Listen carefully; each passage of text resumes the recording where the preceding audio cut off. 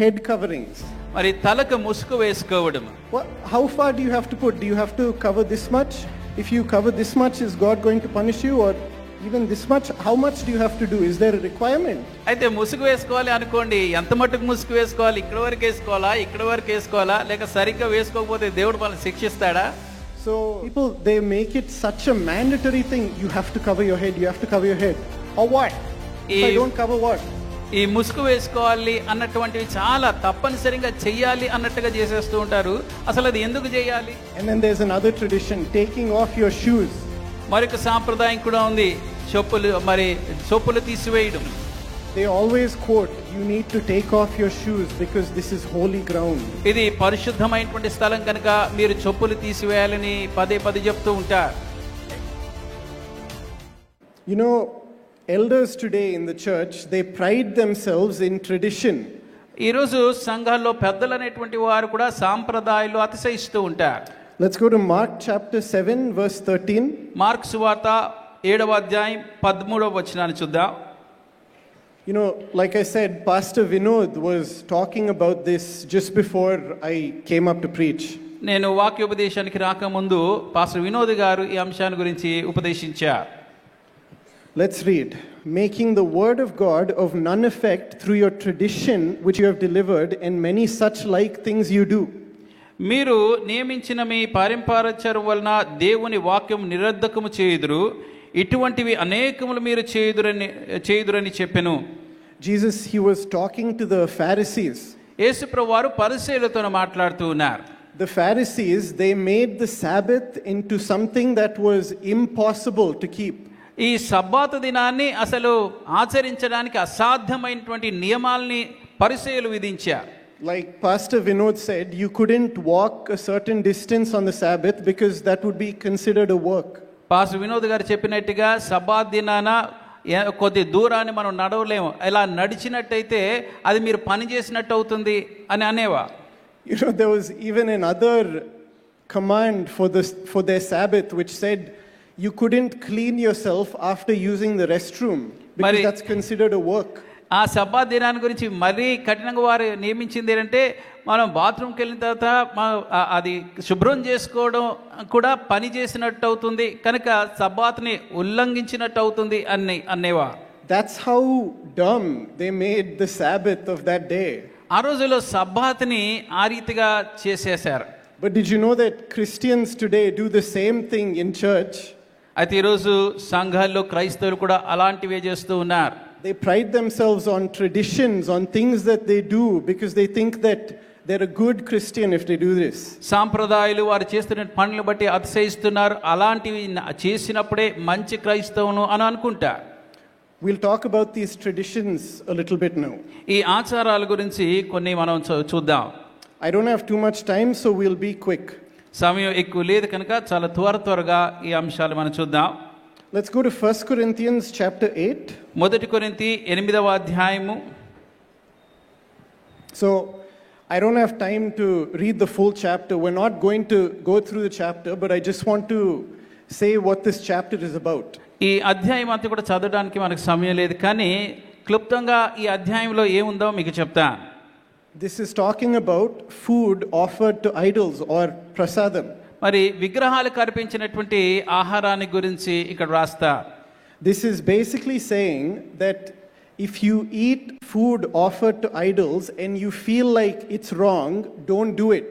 అక్కడ చెప్తున్నది ఏంటంటే విగ్రహాలకు బలి అర్పించింది తినడం నువ్వు పాపము లేక తప్పు అని మీకు అనిపిస్తే మీరు దాన్ని తినకండి అంటాడు. Paul is saying if it compromises your conscience, you shouldn't do it. మీ మనసాక్షికి అది అభ్యంతరకరంగా ఉంటే మీరు అది చేయకూడదు అని పౌలు చెప్తున్నాడు. See, if you do things that compromise your conscience, మనసాక్షి రాజీ పడిపోయేటువంటి కార్యాలు మనం చేస్తున్నాము అంటే you will essentially, your own conscience will condemn you. మన మనసాక్షి మనల్ని నేరారోపణ మన మీద విధిస్తూ ఉంటుంది. When you do that to yourself, you believe that you are far from God. అలా మనం చేసినప్పుడు నేను దేవునికి దూరం అయిపోయాను ఈ కార్యాలను బట్టి అన్నట్టుగా భావన కలుగుతుంది. And if you believe such things, the devil will see you as a prime suspect for his works. అలాంటి మనం చేస్తూ నమ్ముతూ ఉన్నట్టయితే వాడు సాతాను చేసే కార్యాలకి మనం ప్రాముఖ్యంగా ఎన్నుకుంటాడు.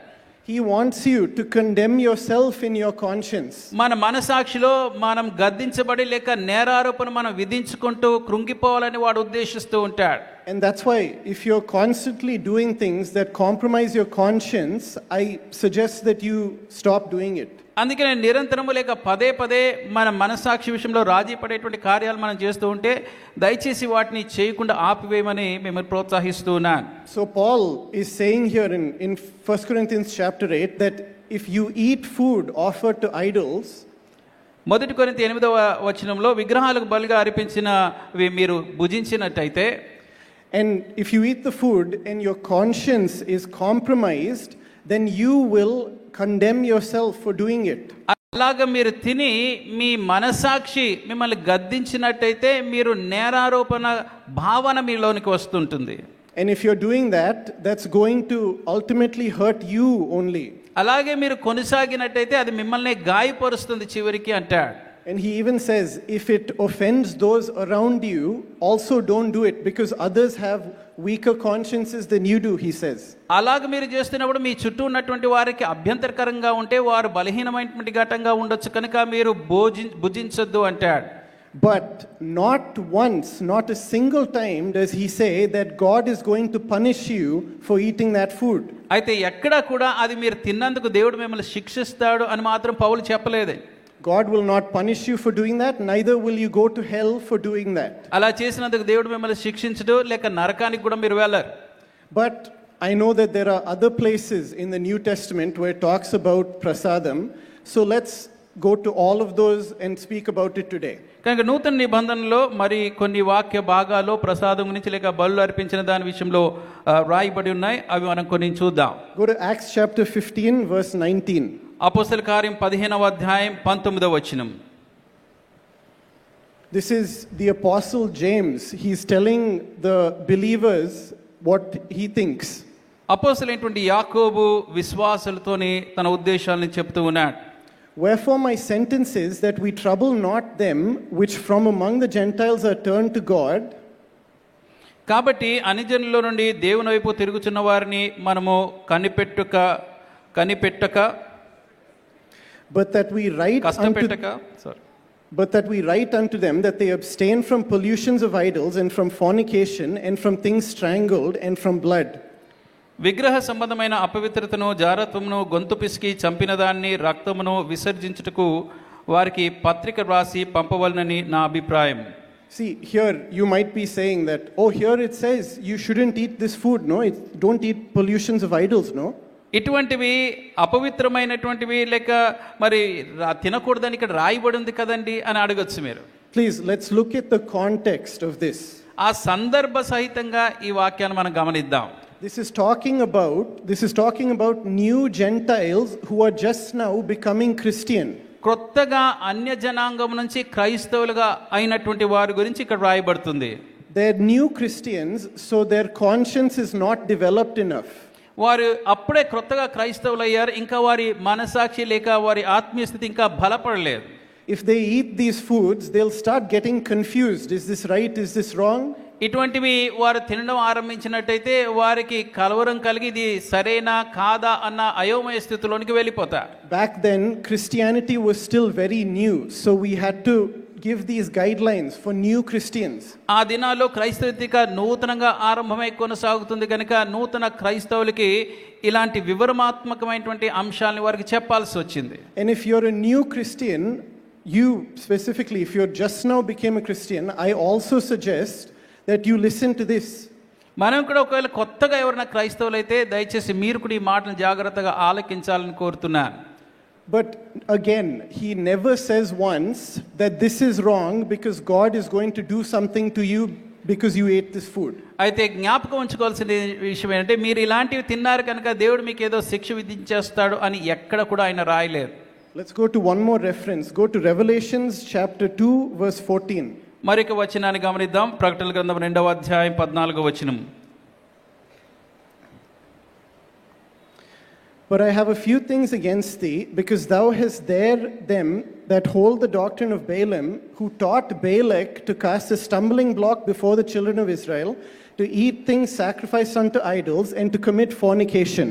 అయినను నేను నీ మీద కొన్ని తప్పిదములు మోపవలసి ఉన్నది. అవేవనగా విగ్రహములకు బలి ఇచ్చిన వాటిని తినునట్లును, జారత్వము చేయనట్లును, ఇశ్రాయేలులకు ఉరి ఒట్టమని బాలాకునకు నేర్పిన బిలాము బోధను అనుసరించువారు నీలో ఉన్నారు. See, again, this is talking about a different situation. Let's look at the context. ఇది మరొక పరిస్థితిని గురించి చెప్తుంది కనుక ఈ సందర్భాన్ని మనం చూద్దాం. Jesus is talking to this church which has compromised doctrine. సిద్ధాంత విషయంలో రాజీ పడిపోయినటువంటి సంఘంతోని యేసుప్రభువు వారి మాటలు చెప్తున్నారు. Their church itself was listening to pagan teachings, was listening to wrong teachings. ఆ సంఘమే మరి అన్య బోధల్ని, తప్పుడు బోధల్ని వింటూ ఉన్నారు. That's not us today. That's not our situation. ఈ రోజు మనం ఆ పరిస్థితుల్లో లేమండి. Of course, if you're in that situation and you do wrong things like listen to Balaam and Balak, of course it's wrong. మరి ఒకవేళ ఎవరన్నా అటువంటి పరిస్థితిలో బిలాం బోధనలు వినేటువంటి స్థితిలో ఉంటే అది కూడా ఇప్పుడైనా తప్పే అవుతుంది. So you're not in that situation. If you're eating food offered to idols, God is not going to tell you things like this. మనం ఆ స్థితిలో ఇప్పుడు లేం కనుక విగ్రహాలకు అర్పితమైంది ఒకవేళ తిన్నట్టయితే ఇలాగ జరుగుతుంది, లేక ఈ వచనం మనకు ఆపాదింపబడదు. Man, this is the only references I could find for food offered to idols in the New Testament. నూతన నిబంధనలో బలులకు అర్పించినటువంటి తినట విషయంలో ఈ వచనాలే నాకు కనబడ్డాయి. I can't believe I'm talking about this on a Sunday morning. Let's go to another tradition. మరి ఆదివారం ఉదయం ఇది మాట్లాడడం కొంచెం వింతగా ఉంటుంది, కానీ మరొక సాంప్రదాయ ప్రకారంగా లేక ఆచరణ అని చూద్దాం. Let's talk about head coverings. మరి తలకు ముసుగు వేసుకోవడం. Go to 1 Corinthians chapter 11 verse 1. మొదటి కొరింథీ 11వ అధ్యాయం మొదటి వచనము. Be ye followers of me, even as I am also a follower of Christ. నేను క్రీస్తుని పోలి నడుచుకొనుచున్న ప్రకారం మీరు నన్ను పోలి నడుచుకొనుడి.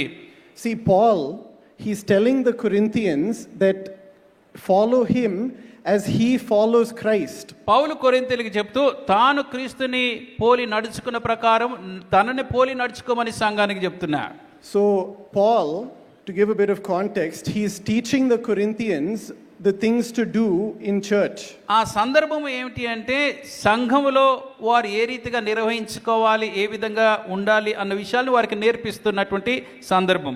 The Corinthians, they were still doing a lot of wrong things because they were just newly became Christian. They were still learning. కొరింథీలో ఉన్నటువంటి సంఘస్థులు కొత్తగా క్రైస్తవులు అయ్యారు కనుక ఇంకా నేర్చుకుంటున్నారు, అనేక తప్పిదములు కూడా వారు చేస్తూ ఉన్నారు. So Paul is trying to say that he is not the main authority. He's saying that Christ is still the main authority, but they should listen to him because he is getting his instructions from Christ. కనుక పౌలు వారికి ఏం చెప్తున్నట్టు, నేను అధికారిని కాదు, ముఖ్యమైన అధికారి పైన అధికారి క్రీస్తే, నేను క్రీస్తు నుంచి ఈ మాటల్ని తీసుకొని మీకు అందజేస్తున్నాను కనుక మీరు నేను చెప్పే మాటలు విని అనుసరించాలి అని పౌలు చెప్తున్నాడు. And after this he talks about a custom of that time, which is to cover your head. ఆ తర్వాత ఆ రోజుల్లో ఉన్నటువంటి ఆచారం, తలకి ముసుగు వేసుకోవాలన్న ఆచారాన్ని గురించి చెప్పి రాసిన మాటలు.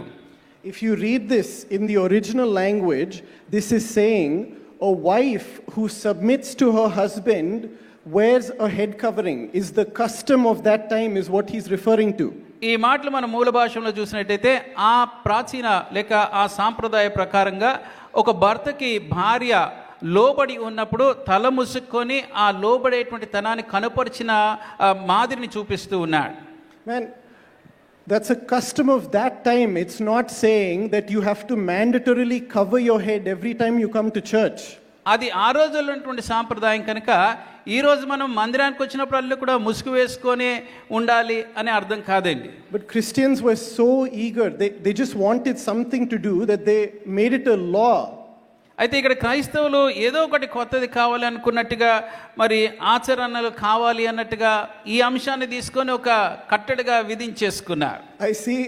I see people coming to church and then the first thing they do before they even sit down is let me cover my head and then they sit down. మందిరానికి వచ్చే వాళ్ళు నేను చూస్తూ ఉంటాను, వాళ్ళు వచ్చి కూర్చోక ముందే ముందు ముసుగు వేసుకోవడానికి జాగ్రత్త పడుతూ ఉంటారు. How far do you have to put? Do you have to cover this much? If you cover this much, is God going to punish you? Or even this much? How much do you have to do? Is there a requirement? అయితే ముసుగు వేసుకోవాలి అనుకోండి, ఎంత మట్టుకు ముసుగు వేసుకోవాలి? ఇక్కడ వరకు వేసుకోవాలా, ఇక్కడ వరకు వేసుకోవాలా, లేక సరిగ్గా వేసుకోకపోతే దేవుడు మనల్ని శిక్షిస్తాడా? So if you don't cover your head, God will punish you. ముసుగు వేసుకోకపోతే దేవుడు మిమ్మల్ని శిక్షిస్తాడా? You're telling me that Jesus came and died for all your sins, but he can't beat a head covering? మరి అయితే యేసుప్రభు వారి భూమి మీదకి వచ్చి మన పాపాల అన్నిటికీ ప్రాయశ్చిత్తం కలుగజేశాడు, కానీ ముసుగు వేసుకోకపోతే వచ్చే పాపానికి మాత్రం ఆయన క్షమించడా? Let's go to verse 15. 15వ వచనాన్ని గమనిద్దాం. But if a woman have long hair, it is a glory to her, for her hair is given her for a covering. స్త్రీ తల వెంట్రుకలు పైట చెంగుగా ఇయ్యబడిన గనుక ఆమె తల వెంట్రుకలు పెంచుకొనుట ఆమెకు ఘనము. Paul is just directly saying here, even back then, if a woman has long hair, it is given as a covering. It is equal to a covering. అయితే ఇక్కడ పౌలు ఇక్కడ తేటగా చెప్పేటువంటి అంటే ఒకవేళ తల వెంట్రుకలు పొడవైన పెంచుకున్నట్టయితే అది ఒక ఘనత అని చెప్తున్నాడు. Go to the next verse. ఆ తర్వాత వచనం. But if any man seem to be contentious, we have no such custom, neither the churches of God. ఎవడైనను కలహప్రియుడిగా కనబడినలా మాలోనైనను దేవుని సంఘంలోనైనను ఇట్టి ఆచారము లేదని వాడు తెలుసుకొనవలెను. He's saying here directly that this is not a mandatory rule. This is not a church custom. ఇది సంఘం యొక్క సాంప్రదాయం కాదు, ఇది తప్పకుండా చెయ్యాల్సింది కాదు అని చాలా తేటగా ఈ వచనాలు పౌలు చెప్తున్నాడు. I don't know how people make this mistake. Do they just not read their Bible? మరి అది చదవలేదా? ఎందుకు ఇలాంటి పొరపాట్లు మనం చేస్తున్నా నాకు అర్థం కాదు. People, they make it such a mandatory thing. You have to cover your head. You have to cover your head. Or what? If I don't cover what? ఈ ముసుగు వేసుకోవాలి అన్నటువంటివి చాలా తప్పనిసరిగా చెయ్యాలి అన్నట్టుగా చేసేస్తూ ఉంటారు. అసలు అది ఎందుకు చేయాలి? Man, if you read 1 Timothy chapter 2 also, they talk about how women need to be silent in the church. మొదటి తిమోతి 2వ అధ్యాయంలో కూడా స్త్రీలు సంఘంలో మౌనంగా ఉండాలి అనేటువంటి వచనాన్ని చదువుతాం. I'm not going to go over that today, but again that is talking about a husband and wife situation. అది ఈరోజు మనం వివరించాం, కానీ ఆ వచనం కూడా భార్య భర్త మధ్యలో ఉండేటువంటి అంశాల గురించి చెప్పబడింది. It's saying, wives, do not speak over your husbands in the church, but submit to them, because in that culture they were having a problem. మరి భార్యలైనటువంటి వారు మీ భర్తలకి జవాబిస్తూ కాదు, కానీ వారికి సంఘములో ఉన్నప్పుడు లోబడి ఉండాలి అని చెప్తున్నారు. ఎందుకంటే ఆ దినాల్లో ఆ అంశం ఒక సమస్యగా వారికి ఉండేది. Man, imagine Jesus saving everyone. He says, I love you, you are free, but you can't talk in the church if you're a woman. అయితే యేసుప్రభు వారు అందరినీ క్షమించేసి మీకు అందరికీ నేను స్వతంత్రం ఇచ్చానని చెప్పి, అయితే నువ్వు స్త్రీవి కనుక నువ్వు సంఘంలో మాట్లాడే హక్కు నీకు లేదు అని ప్రభు చెప్పినట్టుగా అవుతుంది. What sense does this make? అసలు అందులో అర్థమే ఉండదు. And then there's another tradition, taking off your shoes. మరొక సాంప్రదాయం కూడా ఉంది, చెప్పులు తీసివేయడం. In the New Testament, there isn't even a single reference for taking off your shoes except one that refers to the Old Testament again. నూతన నిబంధనలో చెప్పులు తీసివేయాలి అన్న అంశం ఒక్కసారి కూడా మనకు కనబడదు. ఒకే ఒక్క వచనం ఉంటుంది, అది కూడా పాత నిబంధనలో ఉన్నటువంటి అంశాన్ని జ్ఞాపకం చేస్తూ రాయబడినటువంటి వచనం. They always quote, you need to take off your shoes because this is holy ground. ఇది పరిశుద్ధమైనటువంటి స్థలం కనుక మీరు చెప్పులు తీసివేయాలని పదే చెప్తూ ఉంటారు. Hey, you know the Holy Spirit lives inside you today. పరిశుద్ధాత్మ దేవుడు మనలోనే ఈ రోజు నివసిస్తున్నాడు కదా. What difference will it make if you remove your shoes or put on your shoes, man? అయితే చెప్పులు వేసుకోవడం గాని తీసేయడంలో గాని ఏమి తేడా జరుగుతుంది? If you don't think you have the Holy Spirit inside you, you have a separate problem. We're not going to go over that ఒకవేళ today. పరిశుద్ధాత్మ దేవుడు నాలో లేడు అని మీరు అనుకుంటే అందులో మీకు ఒక సమస్య ఉంది. But if you just want to read quickly, if you read 1 Corinthians chapter 6 verse 7, మొదటి కొరింథీ 6వ అధ్యాయము 7వ వచనాన్ని గాని మీరు చూస్తే, try 17 verse 17. 17వ వచనం. But he that is joined unto the Lord is one spirit with him. అటువలే ప్రభుతో కలుసుకునేవాడు ఆయనతో ఏకాత్మ అయి ఉన్నాడు. One spirit. You are one spirit with God if you are joined together with him. ఆయన ప్రభుతో కలుసుకున్నటువంటినట్టయితే మనం దేవునితో ఒక్క ఆత్మ అయి ఉన్నాం. Go to Romans chapter 8 verse 9. రోమీయులకు రాసిన పత్రిక 8వ అధ్యాయం 9వ వచనాన్ని గమనించండి. Now if any man have not the spirit of Christ, he is none of his. దేవుని ఆత్మ మీలో నివసించి ఉన్న యెడల మీరు ఆత్మ స్వభావం గలవారే గాని శరీర సంబంధం గలవారు కాదు. ఎవడైనా క్రీస్తు ఆత్మ లేనివాడైతే వాడు కాదు. So if you don't think you have the Holy Spirit, congratulations, you haven't been saved. So we'll give an opportunity at the end of our service. You can get saved then. ఒకవేళ పరిశుద్ధాత్మ దేవుడు మీలో లేదు అంటే మీరు అలాగే ఉండొచ్చు. అయితే ఆ కూడిక ముగింపులో ఆ రక్షణ పొందడానికి పరిశుద్ధాత్మని పొందుకునేటువంటి అవకాశాన్ని మీకు ఇవ్వబడుతుంది.